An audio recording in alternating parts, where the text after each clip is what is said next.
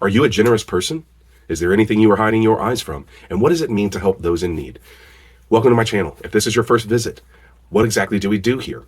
We read the book of Proverbs, and we read it slowly, word by word, term by term, in its original mother tongue, Hebrew. Hebrew is this very complex language. Most of these terms have layers of meaning, and we read them slowly like this. We unpack all of these extra nuances that we'd miss if we just read them very quickly and at a surface level. So we're going to go ahead and jump into today's lesson. This is Proverbs 28:27. And the King James translation is, "He that giveth unto the poor shall not lack, but he that hideth his eyes shall have many a curse." So, first glance, what would we take away? What would be a single sentence summary of this proverb? It'd be that God generously supplies generous people. And that would be an adequate teaching. That's what most people would walk away with and then move very quickly to the next one. But that is not what we do here. So let's look at this in Hebrew now. In Hebrew, this is Natan larash ein maksur, umalim einav rav me'orot. And word by word in a concordance, that is, one who gives to the poor, there is not lacking, but one who hides his eyes many curses. So this first term, Natan, translated as the one who gives. This is a participial form. It means it's an identifiable trait. This is a repeated action of this individual, and this is what is called the cow form. And the primitive root here, it comes from a verb that means to give. That's where my name comes from, Nathaniel. But as we've talked about a lot of times before, the first term in the proverb, that's the lead-off hitter. And at the head of the proverb, it's usually the most important term. It's the subject of the first clause. And essentially what it's going to establish is that this first person that we're looking at, they have this well-developed wisdom trait that's very moral, that's generosity. And the big thing to understand is that these terms coming out of the Hebrew culture, it emphasized charity. This is the moral obligation of one who's righteous. It's called doing tzedakah. And we've talked about tzedakah before. It's where we get the term Sadiq. And that's our goal. We're trying to become Sadiq. We're trying to become righteous. And you do it by doing acts of righteousness. And so tzedakah, it's not just giving money. It's uplifting the needy. It's giving them training. It's making yourself available to help those who have needs. And, unlike Christianity, Jesus tells us don't let the left and the right hand know what the other one's doing. In Hebrew culture, this idea was that your acts of tzedakah, they were done very visibly, they were done very publicly, and it kind of creates and sets this tone in this culture that encourages others to also be giving. And it shows that it's a proof of that you're fulfilling your duties. And so tzedakah was not voluntary, and everyone, regardless of your level of wealth, you were expected to do it. So the giver was not just nice. He's somebody who's morally grounded. He's somebody who's faithful to the covenant and religiously observant. And it's saying that he's unselfish. He values the needs of others. And the big thing here in this particular proverb is the connection to the next term that we're going to cover, which is the Rash, and saying that giving is an explicitly social act. And as we'll see, it's the opposite of denying or ignoring needs. And the person who's a giver, this Natan, he doesn't just hold these good intentions. He acts on them. And he's not just giving and open-handed. He's open-eyed. He's on the lookout. And this cow form, which we've discussed plenty before, this is used to establish patterns. And the main reason why it establishes patterns is because it demonstrates that certain choices connect to certain outcomes. And so what it's saying is that this proverb, the rest of it, it's going to follow this very predictable path, that this person who behaves this way, they're actually preserving themselves. And his willingness to give means that he's not going to lack. God is going to continue to replenish him because God knows that he's a reliable actor. So God depends on this person. He uses him frequently to do these things. So our next term, larash, is a prepositional phrase. It means to the poor. So la means to or for, but rash, these are the ones being given to. These are the poor people. And it comes from this primitive root, rush, and it means to be destitute or to be in need or to suffer poverty. And so the rash, these are a class of people. This is collective poverty. This is saying that this giver is addressing their needs specifically. And again, the Hebrew wisdom culture that these proverbs are coming out of will say that the poor are the mirror that God uses to evaluate society. This is, when Jesus talks about what you've done to the least of these, you've done unto me. Same idea is that the poor person, they exist so that the person with the resources, they'll have the opportunity to do tzedakah, that they have, for there to be charity, there has to be someone to be charitable to. And a person either passes or fails this moral test based on if they do or do not give. And The big idea is that the way that someone treats someone poor or who has nothing to offer them, that's actually going to be the reflection of what their true and actual character is. And so this is how God uses these people to evaluate if a person has a generous or a stingy heart. And we've also discussed plenty of times that in the Hebrew language, there's really not direct synonyms. So there's multiple terms for poverty, and when you see one used and not another, that means that the distinction is important. And so in here, Rosh, it means to be in need, and that's why it's often translated as the needy. And what it's saying is that this person who gives to them, he's attempting to move them out of poverty. And if their needs are addressed, they will be able to make this social transition. But if you ignore it, they're going to remain there. They're going to keep and stay needy. And so this person who's acting by giving, he's remedying their situation. And we're actually fulfilling a covenantal duty if we meet the needs of others. That's what it talks about in 1 Corinthians, being the hands and feet of Jesus. So our next term, ain, and it's a negating participle. It means there is not. It's going to explain what does not exist. I always like this because ain is, in the South, a lot of people still say ain't, and it means the same thing. But this is different from the Hebrew word lo, which also means not. And lo is used when you're negating a very specific action. But with ain, this is only used to deny the existence of something. And so it's establishing that's just absoluteness. And the Proverbs is going to say that it's not that if he does this, he'll experience less lacking. It's saying it's not even going to exist at all. It's not even going to be possible for him to experience this lacking. And it's this divine promise that a person will not become poor themselves because they themselves give too much. And God's not going to allow generosity to become a source of a person's downfall. So our next term, maksur, and it means lacking. And this is the direct object. This is what will not occur for the giver. And the primitive root is a verb kasir, which means to be in need or to decrease or to have a shortage. And the word formation is very important here. Each verb meaning as well, because this prefix ma, this is what's going to make it personal. This is what faces it inward. So this is not a general understanding of lack. This would be better understood as self-lacking. And what it's actually doing is it's identifying what causes most people to not give. It's fear that they themselves are going to miss out, that they're going to lack. And so the proverb is actually reinforcing that generosity will not be self-impoverishing. And it asserts actually the opposite, that it's you're going to receive a divine level of protection. And there's also this idea of lacking. It can also mean emotional fulfillment, of not feeling like you have a purposeless life. And that when you engage with others in this way, you're building social bonds, you're establishing goodwill, and you're participating in community. And so God sees this participation in this moral order as a way that, he's going to show a little bit more mercy to this giver. He's not going to judge him as harshly. It's not that he gets a free pass, but, by doing these acts of tzedakah, God's going to see that this is somebody that, hey, I don't need to drop the hammer on. And it's not just about resources and wealth. It's saying that this person's heart is at rest. And so this morally ordered life is also going to alleviate stress and anxiety. And that's the whole point, too. It's in the Proverbs, is that wisdom is relational. And that this person who's giving, he's good at life. He's good with others. And he's not overly worried about his own money. And he trusts what he has will be sufficient. So now we're going to switch over to the back half of the proverb, which we established what the good person does in the first one. Now we're going to establish what the wrong path to take would be. So this term, umalim, it means but the one who covers. And this is a conjunction, and this is the opposite action. This is intentional neglect of duty. And this is what's known as in the hifel form, and that it's going to explain what generally happens. And the hifel form establishes direct causation. The cow form is what's used to establish when something follows a genuine pattern. But this one event caused this one action, so it's a one-to-one. And this primitive root of this verb here, alem, it means to cover, to hide up, or to make something secret. And again, when we add this prefix of mem, this is going to turn it around and make it self-covering. This is intentional. It turns the direction around.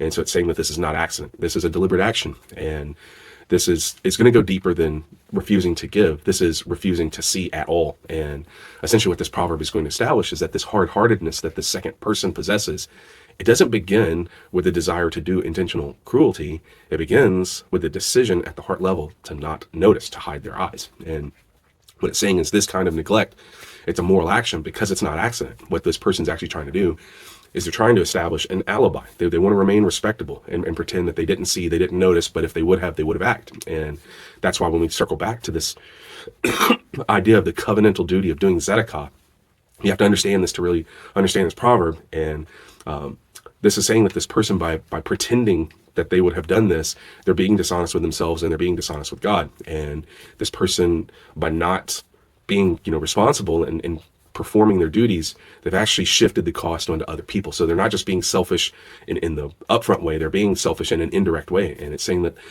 the price, the cost is actually going to fall on this poor person, and society suffers, or it's going to make someone else have to address it that they could. And this person, he understands in his heart that he's guilty, which is why he's hiding his motives. So our next term, enav, means his eyes. This is the direct object. This is what is being covered. And this is the plural form of ayin, which is a suffix that makes it possessive. And, anatomical metaphors are very central to Hebrew wisdom culture. If you've been watching the channel for a while, you'll understand that, when it says the eyes, the ears, the mouth, the hands, so forth and so on, like these are symbolic meaning. And the eyes themselves, this is the primary instrument of perception and evaluation. Our eyes is what brings the outside world in so it can be processed in a deep way. And what it's saying is, by directing the focus away from these things that he doesn't want to see, this is carrying a moral weight. And that the person can control what they acknowledge by the direction of their own eyes. And so this failure is actually beginning at the permission level. This person has given themselves permission to look away, to pretend not to notice. And so therefore, this concealment is ethical. And we've talked a little bit about the idea of the lashon hara, the evil tongue, but there's also another concept in Jewish culture, which is called ayin hara, which is the evil eye, if you've ever heard this term.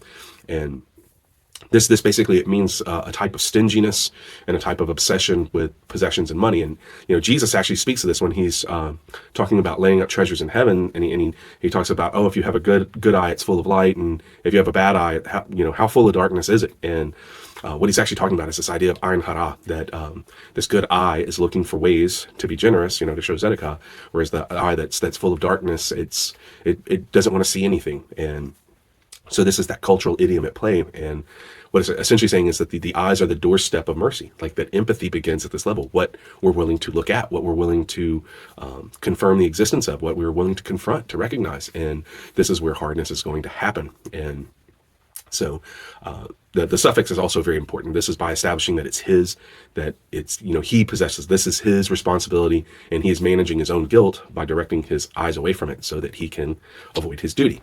So our next term, rav.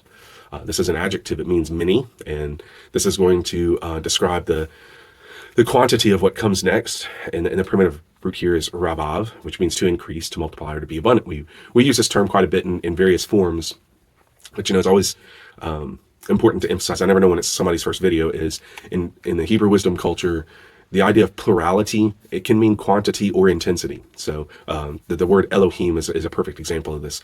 It means the highest, not necessarily that there's multiple gods that God is a part of. He's still one. But usually Rav is translated as great, many, or much. And this is the direct contrast in this first clause, where Ein means none at all. And in here, Rav means lots. And so our last term is me'arot. And this is what the man who's covering his eyes is actually going to receive. And so this primitive root arer, it means to curse. And this is the opposite of blessing. This can mean that this person, they're going to have serious problems in lives. They're going to have complicated situations that God is going to intentionally make things very difficult for this person. It doesn't specify its form. It means that it can take, lots of different forms. And with this idea of Rav, it can also refer to intensity. So it can be a particularly hard curse. And essentially what it's saying is this second man has sabotaged his own self. His moral posture has blocked the blessing. He has climbed an escalation ladder. Not only is he lacking, but now he's getting even more. It's getting worse. He's getting curses on top of it. And it's establishing that God has a reward and punishment structure, that God's universe is morally responsive, which means what we do matters. And this threat of curses is actually central to understanding the Torah, particularly the books of Leviticus and Deuteronomy.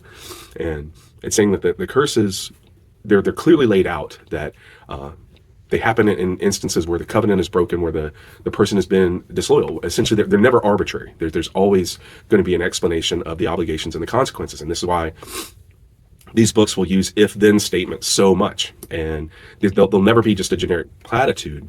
So it's always a direct connection to a specific action brings about a specific curse, and it's never used lightly. And what this proverb is saying is that all of these things can be avoided if you will just be conscientious and faithful to act whenever you encounter need. And so now that we understand these words a little bit better, the next section of the video that we do is what we call the closer look. And we're going to actually examine the elements. We're going to see how these component pieces interact and layer with each other. And why did Solomon phrase these Proverbs in the exact way that he did? Why choose these words? And this is going to let us visualize the inner wisdom of the proverb. It's not just enough to know that it has wisdom. We'll see why. And this should prevent a shallow understanding, and we'll see this brilliance of just how good Solomon was at framing these things and having multiple lines of thought going simultaneously.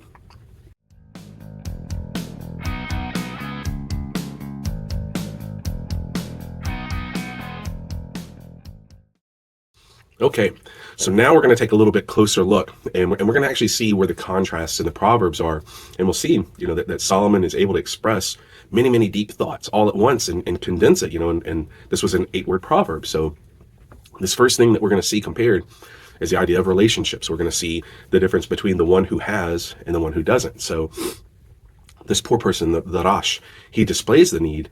Well, the giver sees the need. The giver has the resources, and the poor, he needs the resources. And this poor person, they need to be filled, and the giver is the one who fills the need. And essentially, it's the idea that need and generosity, they have this relationship with each other, and there's this mutual mechanism that, it's a thing that they teach in Judaism, that the existence of the poor is so that the rich people have somebody who can earn a little bit better position in the world to come. That essentially the wealthy person helps the poor person in this world, but then the poor person, by being a recipient, is helping this rich person in the world that is to come. And essentially the poor people, they provide this opportunity to do the righteousness, and this is where God's grace is going to be most visible. This giver, what they're actually doing is they're reflecting the character of God when they do these acts.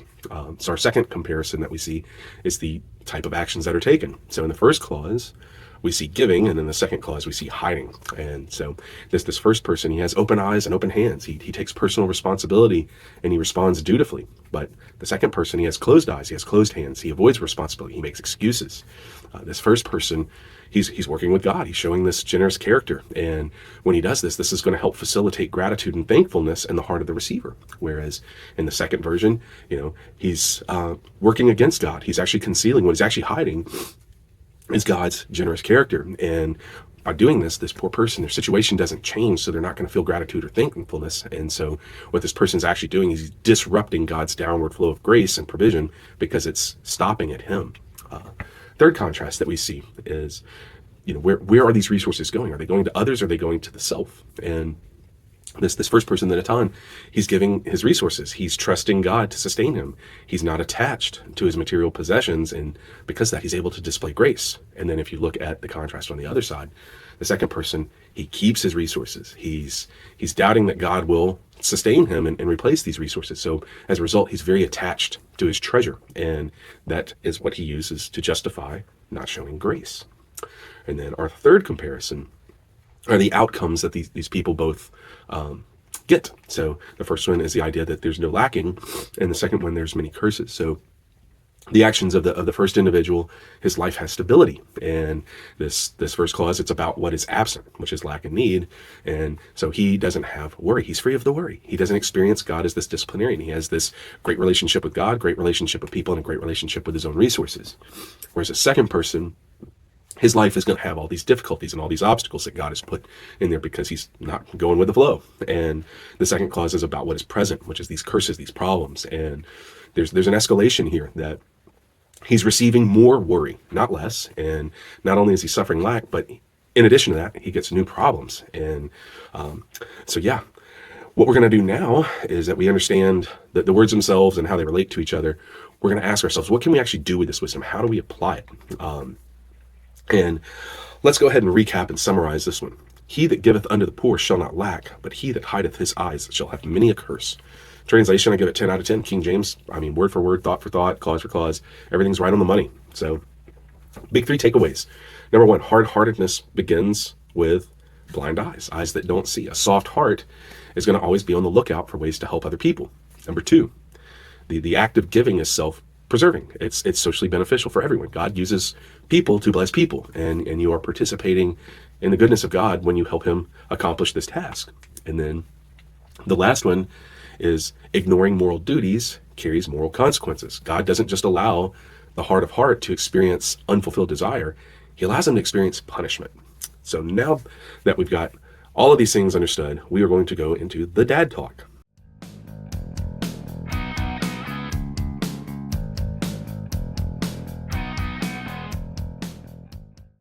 Okay, so the dad talk. This is the section of the video where now that we understand these things a lot better, we're going to look, what are the actual direct applications? So this is kind of like fatherly advice.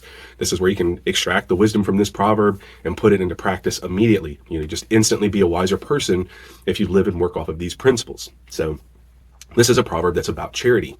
And the first place that charity begins is to fully understand this concept of grace. The unfortunate thing in the modern church is we teach that charity, it's almost like it's this optional thing. It's this thing that you do for extra credit. It's a bonus if you want to do it. And whereas in Judaism, there was no question. This was not something that was optional. You had to do this. And if you didn't do it, you stood out like a sore thumb. And the reality is that Christians of all people on planet Earth should be the most grateful, the most thankful. You've been redeemed. There should be no such thing as an uncharitable Christian. You've been given so much. Why would you possibly be more obsessed with money and possession and withholding it, or see God as stingy and ungenerous? This is just, it goes contrary to everything you experience when you receive salvation.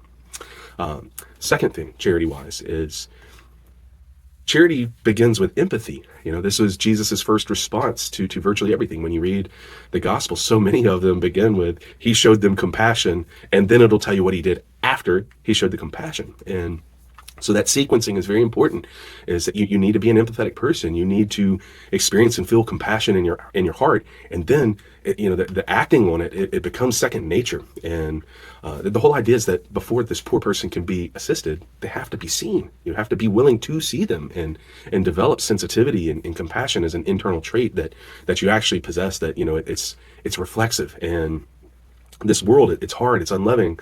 And, we're just like the world if we don't develop this. This is one of the things that should absolutely 100% separate a Christian from the world, is their empathy that they see when others are in need.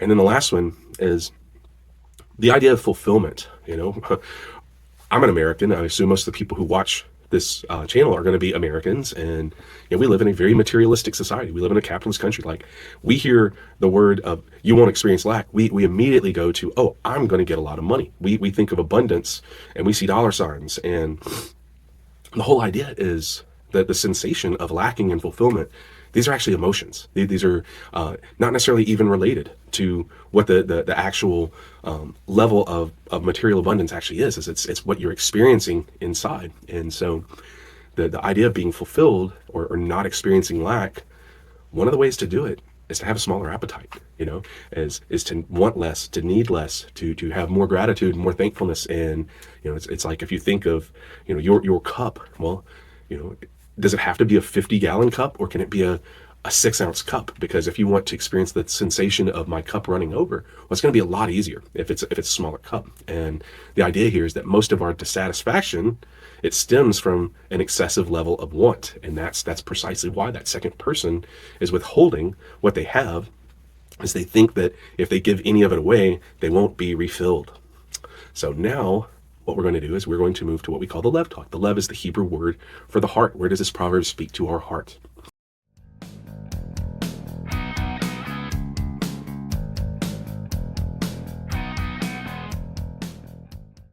Okay, so if you've been following the channel for a while, or maybe this is your first visit, the next part of the video that we do is what we call the lev talk. The lev is the Hebrew word for the heart. And it's very, very, very essential to understand the importance of the heart, because number one, this is the first thing in a person to change. This is where the primary relationship with God is going to be. This is where the wisdom is going to be stored. But the other part, the chief responsibility of the lev, is to manage the inner person. This is the lev does all the inner work on the person. And this whole effort, this changing of the desire and the will, this is called pursuing righteousness. And that's a major part of this channel, is teaching our lev how to fulfill this responsibility. And the big thing is that our ability to evaluate ourselves is generally skewed. We don't have a good way to do this, because we're not objective when it comes to ourselves. It's subjective. We have vested interest. So because of this, we tend to score ourselves pretty highly, on self-assessment, and our tendency will be to only include positive things and, to toss out negative things. Well, they have a term for this in science. This is called cherry picking data.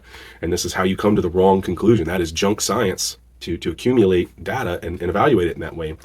And this is why we're terrible at it, because we know how to cover our own eyes, and we don't like to confront our flaws, and we want to preserve our self-image, and that's what this proverb can actually be about. And when read in this light, is that this is a person who's engaged in self-deception. The second clause is the technical term for this is called cognitive defense, and it's the need to feel like we are a good person, and by doing that is not examining areas where we might have flaws. And society will tell us that, the key to wellness is developing a high self-esteem, which means an estimation of your own self. But the Bible says the exact opposite.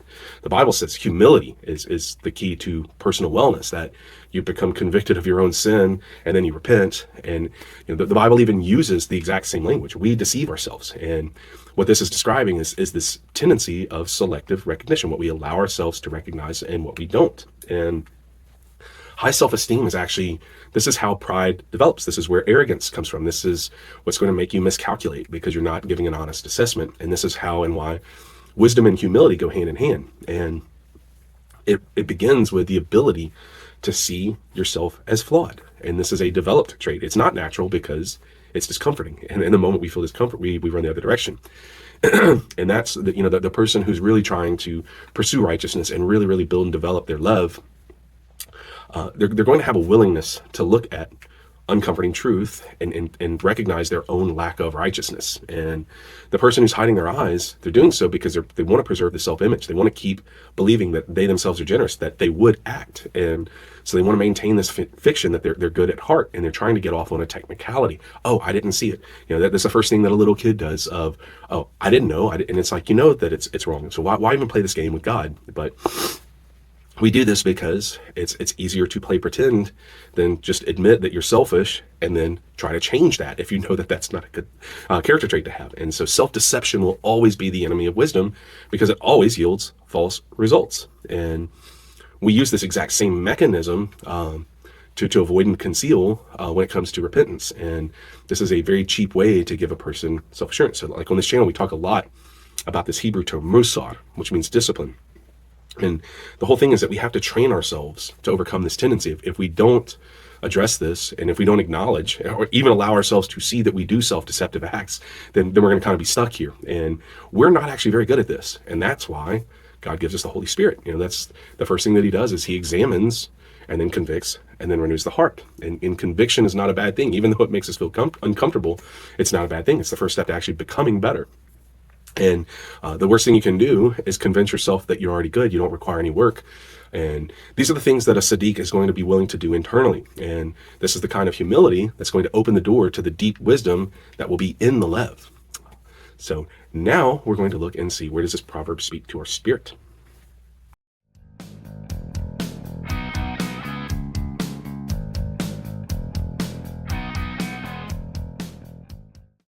Okay, and the place where we finish the video is what we call the Ruach talk. So the Ruach, this is the Hebrew word for the spirit.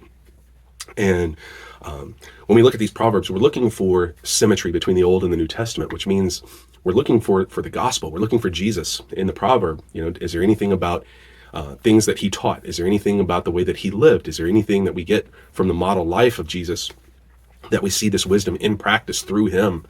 And they're looking at this proverb, that the initial glance at it, Jesus is just jumping off the page. It's like, well, which angle do you want to go with? Because there's so many different aspects that are touched on in this proverb that were central to all of his teachings. It's relationships, managing resources, responding to personal duty, but above all, compassion. And Jesus was constantly teaching about all of these things because these are the parts of life that most people fail at: relationships, resource management, duty and responsibility, and above all, compassion. And they're just, like I said, there was an abundance of gospel options to go with on the proverb. The first instinct was to see Jesus, when he speaks about what you've done to the least of these. The second instinct was to like, well, covering eyes, this is like, burying treasure. But as I've been studying Hebrew and learning it, I've been immersed in rabbinic teaching. So I come across terms that we don't teach in Christianity, but they're very central to Judaism. And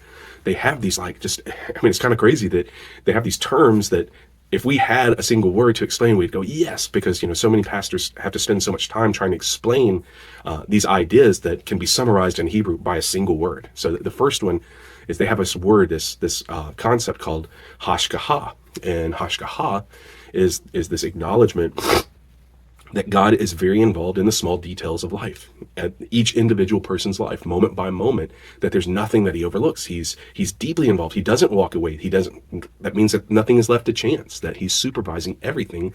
And the main concept behind hashgaha is it means you're not the author of your own security. So just stop trying. Embrace the idea of hashgaha. And hashgaha is basically it's going to be this bulwark against the instinct that each of us have to hoard. Is because once you understand that God is intimately involved and he has all the power and all the resources, then you understand that he replenishes anything that you give away. And this kind of faith in God's provision is very central to both the Old and the New Testament. And Jesus, he would get on to people all the time, for this idea of this lack of faith in this area of life. It gets translated many times to anxiousness or worry, but Jesus was basically constantly warning against the tendency that we have to distrust the presence of hashgaha.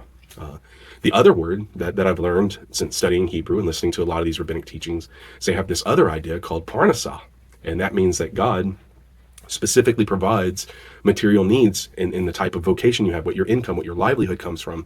And parnasah deals with income specifically, and the big difference between the way that they see parnasah and versus the way that we see, livelihood, living, or an income is they see that this is something that you receive, whereas we see it as something that you earn, something you produce, and so therefore you can take ownership, you can make a claim on it. And the idea of parnasah is that a person would be completely content with their own station in life. They don't feel this lack. They don't have this maksur, which is in this first clause of the proverb, that there's an acceptance, there's a gratitude for every little thing that you get.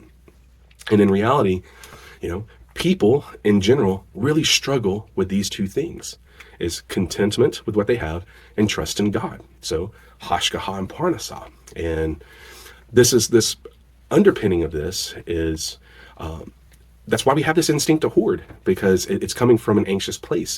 And what this does is if it's done enough times, it becomes hardwired, and it will create this unhealthy relationship to our resources. And over time, it will make us less generous, and it drives us to want more for ourselves. It drives us to take credit for the things we have. And we have this tendency to think that we actually gain security by exercising more control, and that we reduce vulnerability in life if we have more. And part of that would mean, well, then if I share with somebody, then that's less for me. So it runs counter to this survival instinct that, this will make me vulnerable if I give. And if you feed these instincts and nurture them, that's how you become stingy. That's how you become callous. It's how you become self-focused, and it eventually manifests in being ungenerous. We can never forget Jesus was a rabbi named Yeshua. He was steeped in this culture. This is what he comes out of, and he embodies the heart of God in his life. He fulfills the requirements of Torah, and we'll get so much more out of our gospel when we learn to see the Jewishness in Jesus. And these words, they don't have an equivalent term in Greek or English, so they were never used in the translation. But Jesus is always teaching hashgaha and parnasah over and over and over. And probably the best illustration of this is in Matthew 6, verses 25 through 34 specifically. And it's by embracing hashgaha and parnasah, this is what ultimately gives this generous person the heart that gives freely, is that he has faith that God is involved in the details, and none of the stuff is his anyway. And the moment that you can see yourself as not the author of your own provision, it frees you up to be giving. And the person who doesn't have this attachment to what God has freely given them, he doesn't have a claim on them. And so he doesn't justify hoarding, which means he doesn't obstruct compassion. And so when we hear the word poor, we immediately, again, we're Americans, we see dollar signs. We instantly go to money. But there's other ways to be poor besides, financial ways. And there's other ways to help besides just giving someone money. And The direct infusion of money is the easiest and most obvious way to help, and it has the highest personal cost, but it's the least amount of effort. So, I mean, by all means, if you see the bum and you got $5 in your pocket, give it to him. If there's a charitable organization, write a check. All of those things are great. But the other thing is that when we move past this obvious thing of money, we recognize that we've received this indwelling of this Holy Spirit, and with that comes spiritual gifts.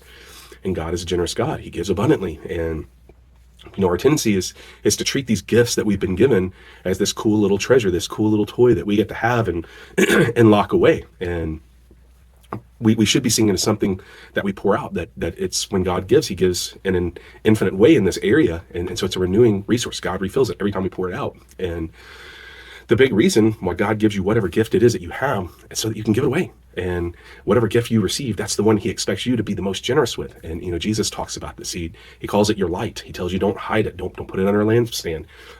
He wants other people to experience you in this way, that this is yours. And what we really need to do is that, sure, people are materially poor, they're hungry, but they're spiritually poor too. Jesus wants us to see them. He doesn't want us to cover our eyes. He wants us to act with compassion. In fact, He tells us that we will always have the material poor among us, and but he wants us to meet the spiritually poor with our gifts as well. And we disrupt things if we withhold them, if we cover our eyes, if we make our gifts about us rather than the people in need of them. So if He gave you the gift of joy, there's so many joyless people. Go find them, give them some of your joy. If He gave you the gift of wisdom, help the foolish. There's plenty of them. That's what this channel's about. We give wisdom away for free. If you've got the gift of knowledge, help the ignorant, teach somebody something. If you've got the gift of faith, there's so many people who have no faith at all. Be an evangelist, give them the faith, show the faith. Same thing, gift of healing, heal the sick. But before you can do any of these things, you have to see them first. This heart, it's proactive, it's seeking, just like God does, just like Jesus does. And this is what this world is desperately needing. And if we treat sharing our light or our gifts as optional, then we're kind of going against this whole idea of Zedekiah, this covenantal duty. And that's where I want to come back. Zedekiah also gets translated as charity. What it actually means are the acts of righteousness. And that's what these Mishle, they train us to do. They train us how to live and act in righteousness. And our ultimate goal is to be transformed into a Sadiq, someone who is wise, someone who's loyal to the covenant, who's faith-filled, who's humble, but above all, who's oriented towards righteousness. And there's no way to be a Sadiq unless you're generous. I mean, it's right there in the same word, Zedekiah Sadiq. So it comes with the territory. We have this model, Jesus, Yeshua, and He was the ultimate Sadiq of all time. We have to have open eyes. We have to have responsive hearts. And that's how we follow Him, when He tells us to feed His lambs and be a blessing to others. So I think that is a good place to stop. I hope you got something out of it and understand this proverb a little bit more deeply. The world's a very dark place, and obviously it needs the gospel to go out into it, to shine light, to point people to where truth and grace and a well-ordered life is. It also needs the Mishle. The Mishle, they give us all this wisdom to live and navigate this world in a skillful way. And that's just real easy evangelism, is to let other people know that this channel exists, that we're going to talk about Jesus every day, that we're going to talk about wisdom. We're going to give people a good pattern for life. We make the comparison that life is this big test and God wants us to ace it. So He gives us all the answers ahead of time. These are the Mishle, the Proverbs. And we help someone else pass their test too when we share the Mishle, when we share wisdom with them. So please let someone know. They don't even have to be a believer. Wisdom is for everybody. It helps everybody's life go on. So if there's a particular proverb you want to see broken down in this way, you like this long form teaching, or there's one that confuses you, email me, thatmishleguy@gmail.com, ThatMishleiguy@gmail.com. And I'll put you in the queue. We'll get around to it. But life is very painful if you live in folly. It has curses if you are the person who hides their eyes. And God's word, like this, is there to keep us away from these patterns. And you'll continue to make mistakes in life. But if you listen to Lady Wisdom's voice today, being an ungenerous person no longer has to be one of them. Shalom, shalom.